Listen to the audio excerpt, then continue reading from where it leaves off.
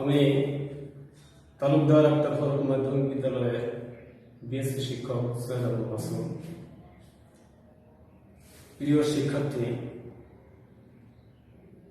বাংলাদেশে করোনার এই মহামারীর ভিতরে তোমরা আশা করি সবাই ভালো আছো। তো তোমাদের শিক্ষা কার্যক্রম এর সাহায্যের লক্ষ্যে আমি ক্লাসের ব্যবস্থা করেছি। আশা করি তোমরা বাসায় ভালোভাবে দেখবে, তোমরা উপকৃত হবে। তো আমি আজ দশম শ্রেণীর গণিত ক্লাসের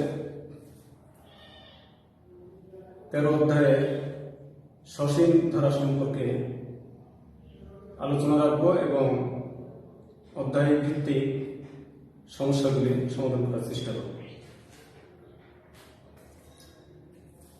তো সসীম ধারা সম্পর্কে জানার পূর্বে অনুক্রম সম্পর্কে আমাদের কিছু জানার আছে। অনুক্রম হচ্ছে কতগুলো সংখ্যা বা রাশি একটি নির্দিষ্ট নিয়মের আওতায় প্রথম, দ্বিতীয়, তৃতীয় এভাবে পর্যায়ক্রমে সাজালে যে গাণিতিক প্রক্রিয়া পাওয়া যায় তাকে অনুক্রম বলা হয়। আর অনুক্রমের যে সংখ্যা রাশিগুলি থাকে তাদের প্রত্যেকটিকে এক একটি উপাদান বলা হয়। অনুক্রমের সংখ্যা বা রাশির মাঝে আমরা যদি যোগ চিহ্ন সংযুক্ত করি তাহলে যে গাণিতিক প্রক্রিয়া পাওয়া যায় তাকে বলা হয় ধারা। তো আমরা অনুক্রমের বিষয়টি একটু এক্সাম্পল স্বরূপ দিই। ধরি কিছু সংখ্যা 16, 6, 4, 2, 8, 10, 12, 14 এভাবে কিছু সংখ্যাকে আমরা অনুক্রমের আওতায় আনতে গেলে একটা নির্দিষ্ট নিয়মের ভিতরে এদেরকে যদি সাজাই তাহলে সংখ্যাগুলি অনুক্রম হিসেবে পরিচিত হবে। যেমন আমরা সংখ্যাগুলিকে ছোট থেকে বড় এবং 2 ডিফারেন্স এই হিসেবে যদি প্রথম, দ্বিতীয়, তৃতীয় এভাবে সাজায় তাহলে যা পাওয়া যায় সেটা হলো 2, 4, 6, 8, 10, 12, 14, 16। তো গাণিতিক এই যে প্রক্রিয়াটি আমরা পেলাম এটাকে একটা অনুক্রম বলা হয়। আর অনুক্রমে যে সংখ্যাগুলি আছে এই সংখ্যাগুলির প্রত্যেকটিকে এক একটি উপাদান বলা হয়। আর এই অনুক্রমগুলির উপাদানগুলির মাঝে আমরা যদি যোগ চিহ্ন দ্বারা সংযুক্ত করি তাহলে যে গাণিতিক প্রক্রিয়াটি পাওয়া যায় তাকে বলা হয় ধারা। যেমন 2 যোগ 4 যোগ 6 যোগ 8 যোগ 10 যোগ 12 যোগ 14 যোগ 16। তাহলে এটা একটি ধারা। এখন আমরা আসি ধারা কত প্রকার? ধারা সাধারণত দুই প্রকার হয়ে থাকে, যেমন সসীম ধারা এবং অসীম ধারা। অসীম ধারা কাকে বলা হয়? যে ধারার পদ সংখ্যার সীমাবদ্ধতা থাকে না, তাকে সসীম ধারা বলা হয়। যেমন 2, 4, 6, 8 plus dot dot dot dot অসীম। মানে এই ধারার পদ সংখ্যার কোনো শেষ নাই, বিধায় ধারাটিকে অসীম ধারা বলা হয়। আর সসীম ধারা হচ্ছে যে ধারা পদ সংখ্যার সীমাবদ্ধতা আছে, তাকে বলা হয় সসীম ধারা। ধারাটি যদি এখানে এসে শেষ হয়ে যায়, তাহলে এই ধারাটিকে বলা হয় সসীম ধারা। এখন আমরা এই অধ্যায়ে সসীম ধারা নিয়ে আলোচনা করব। সসীম ধারা আবারও দুই প্রকার, একটা হচ্ছে সমান্তর ধারা আর একটা হলো গুণোত্তর ধারা। সমান্তর ধারা হচ্ছে যে ধারা প্রতি পদে বিয়োগফল সমান হয়, অর্থাৎ কোন পদ থেকে তার পূর্বের পদ বিয়োগ করলে যদি প্রতি ক্ষেত্রে বিয়োগফল সমান হয়, তাকে সমান্তর ধারা বলা হয়। আর যে ধারা কোন পদ থেকে তার পূর্বের পদ ভাগ করলে যদি ভাগফলগুলি সমান হয়, তাকে সমানুপাতিক ধারা বলা হয়। তো আমরা আজ সমান্তর সসীম ধারার আলোচনা সীমাবদ্ধ রাখব। ধরে নিই একটি সমান্তর সসীম ধারা 1, 3, 5, 7 ডট ডট প্লাস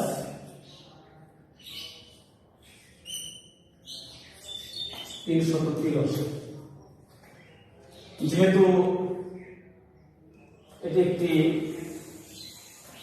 ধারা, তার শেষ পদ 383 আছে, তাহলে এটা একটি সসীম ধারা। আর ধারাটি প্রতি পদ থেকে তার পূর্বের পদ বিয়োগ করলে সর্বদা বিয়োগফল সমান আসে। যেমন 3 থেকে 1 বিয়োগ করলে 2, 5 থেকে 3 বিয়োগ করলে 2, 7 থেকে 5 বিয়োগ করলে 2। এভাবে আমরা প্রতি ক্ষেত্রে দেখব যে কোন পদ থেকে তার পূর্বের পদ বিয়োগ করলে বিয়োগফলগুলি সর্বদা সমান হচ্ছে। এই কারণে আমরা এই ধারাকে বলবো সমান্তর ধারা। আর যেহেতু পদের সীমাবদ্ধতা আছে, তাই এটা সসীম সমান্তর ধারা। এখন এই ধারাটিকে বিশ্লেষণ করলে আমরা 3টি বিষয় পাই। একটি হলো ধারাটিতে মোট কতটি পদ আছে, ধারাটির সমষ্টি কত, আরেকটা হলো যে কোনো পদ কততম অবস্থানে আছে। এই 3টি বিষয় আমরা এখান থেকে জানতে পারি। তো সেটা জানতে গেলে আমাদের 2টি সূত্রের প্রয়োগ এখানে আছে। এই সূত্র প্রয়োগ করতে গেলে আমরা যে কোনো ধারার প্রথম পদকে এ দ্বারা প্রকাশ করে থাকি, আর অন্তর্ফলকে সাধারণত যেটা বলা হয়, অন্তর্ফলকে আমরা ডি দ্বারা প্রকাশ করে থাকি, আর মোট পদ সংখ্যাকে আমরা এন দ্বারা প্রকাশ করে থাকি। তো তখন আমরা n-তম পদ হিসেবে যে কোনো পদকে আমরা n-তম পদ বলতে পারি। যেমন এখানে 7 আছে n-তম পদ, এটাকে n-তম পদ বলা যায়। মাঝে কোনো একটা পদ আছে তাকে n-তম পদ বলা যায়। 383 কে n-তম পদ বলা যায়। তো আমরা n-তম পদ যে কোনো পদ পর্যন্ত একে আমরা n-তম পদ ধরতে পারি। তো এখন প্রথম পদ যদি a হয়, সাধারণত d হয়, আর পদ সংখ্যা যদি n হয়, তাহলে n-তম পদের সূত্র আমরা জানি a plus n minus 1 into d। যেহেতু যে কোনো পদ তার একটা তম আছে, অবস্থান আছে, ওটাকে আমরা ইংরেজিতে বলে থাকি n এর টার্ম। যেমন 383 এটা একটা পদ, তার যে কোনো তম অবস্থান আছে, এটা হতে পারে 150তম, হতে পারে 152তম, আমরা জানি। তো এটিকে আমরা সাধারণত n-তম ধরে নিই। তো সেই হিসাবে আমরা n-তম পদের সূত্র এভাবে লিখি a plus n minus 1 into d। যেহেতু তমকে আমরা n এর টার্ম, n-তমকে আমরা সাধারণত n এর টার্ম বলে থাকি, তাই এটাকে আমরা টার্মের t এবং n-তম n এর n ব্যবহার করে আমরা সংক্ষেপে এটাকে লিখি tn। তাহলে n-তম পদ tn সমান a plus n minus 1 into d। আর ধারাটির সমষ্টি বের করতে গেলে আমরা যে সূত্রটি পাই সেটি হলো n by 2 into 2a plus n minus 1 into d। তো যেহেতু আমরা সমষ্টির ইংরেজি জানি সামেশন, আর ধারাটিতে মোট পদ সংখ্যা আছে n-টি, তাই সংক্ষেপে ধারার সমষ্টিকে সামেশনের s আর পদ সংখ্যা n এর n কে ব্যবহার করে আমরা সংক্ষেপে এটাকে লিখি sn। তার মানে ধারার সমষ্টি sn সমান n by 2 into 2 plus n minus 1 into d। এই দুটি সূত্রের প্রয়োগ আমাদের এখানে আছে। এখন যদি এখান থেকে আমাদের প্রশ্ন আসে, ধরে নিই আমরা এটা একটা উদ্দীপক, আমরা ধরে নিই এটা একটা উদ্দীপক, এখান থেকে 3টা প্রশ্ন আসতে পারে। যেমন ক নম্বরে ধারাটি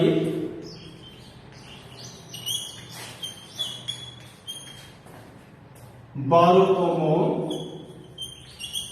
পদ নির্ণয় করো। খ ধারাটির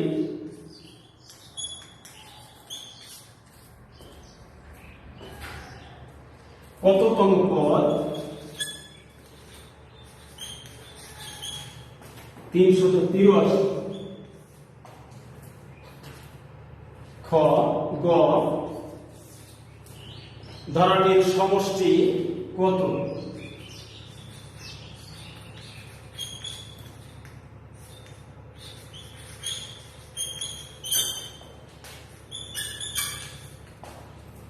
এই উদ্দীপক হিসেবে আমরা এই ধরনের 3টা প্রশ্ন পেতে পারি। এর সমাধান আমাদের করতে হবে।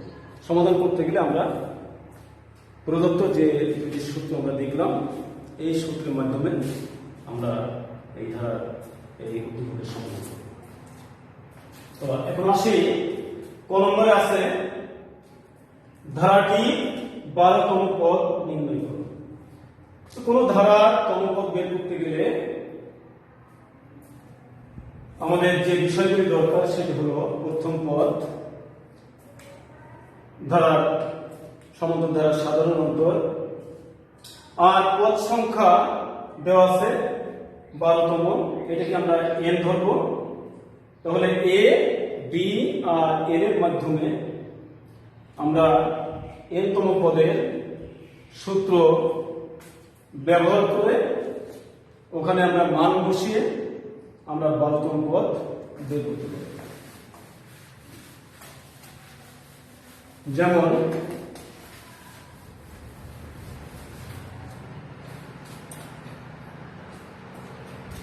ধরি এখানে আমাদের ধরা দরকার হচ্ছে না, যেহেতু দেওয়া আছে। আমরা এখানে প্রথম পদ a সমান অন দেখা যাচ্ছে ধারা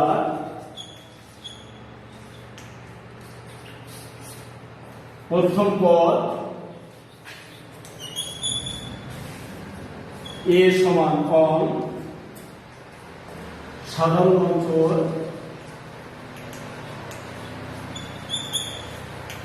b সমান 3 বিয়োগ 1 সমান 5 বিয়োগ 3 সমান 2। যেগুলো দুটো পদের ডিফারেন্স দেখানো হচ্ছে আমি দুটো দেখালাম। আর পদ সংখ্যা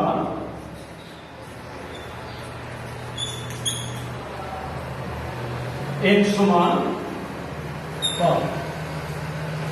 তাহলে যেহেতু 12তম পদ এখানে চেয়েছে, আমরা আগে সূত্রটি বসাই। n-তম পদ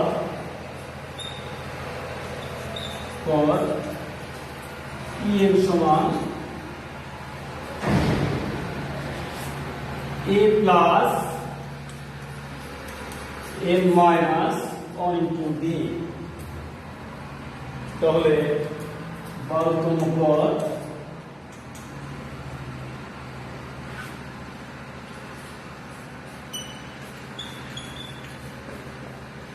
T2 সমান মানগুলি আমরা বসাই দিই। এর মান 1 দেওয়া আছে, n এর মান 12 দেওয়া আছে, d এর মান দেওয়া আছে। আমরা d এর মান পেয়েছি 2। তো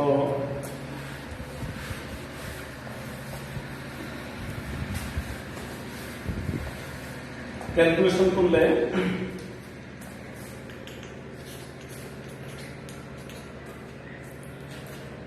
অন প্লাস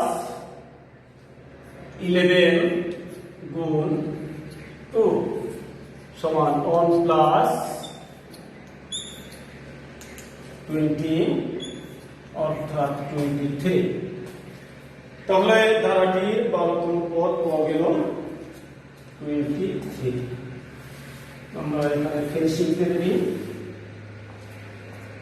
অতএব ধারাটির 12তম পদ 23। দ্বিতীয় প্রশ্ন খ, ওখানে দেওয়া আছে ধারাটি 383 কততম পদ। তো সেটা বের করতে গেলে 383 পর্যন্ত পদ সংখ্যা কত সেটা আমাদের জানতে হবে। তার মানে ধারাটিতে মোট কতটি পদ সংখ্যা আছে সেটা আমাদের জানতে হবে। তা আমরা 383 ধরে নেব। ধরি 383 n-তম পদ, এটা আমাদের ধরি